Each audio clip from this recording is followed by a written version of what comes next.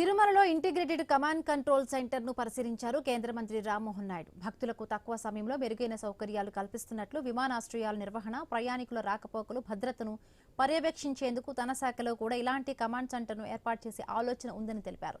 ఉదయం వీఐపీ విరామ సమయంలో గల్లా జయదేవ్తో కలిసి తిరుమల శ్రీవారిని దర్శించుకున్నారు. తిరుమల మోడల్ను అధ్యయనం చేస్తామని రామ్మోహన్ నాయుడు తెలిపారు.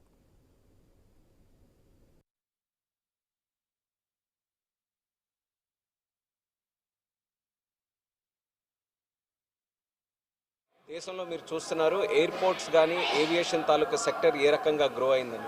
2014 నుంచి ఈ రోజు వరకు చూసుకుంటే 74 నుంచి సుమారు 165 ఎయిర్పోర్ట్లు ఈరోజు దేశంలో ఉన్నాయి.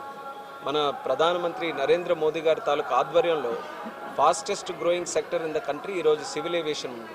అలాగే భవిష్యత్తులో మరొక 20 సంవత్సరాలు కూడా ప్రతి సంవత్సరం 10% గ్రోత్ రేట్తో ఈ యొక్క సెక్టర్ ముందుకు నడవబోతుంది.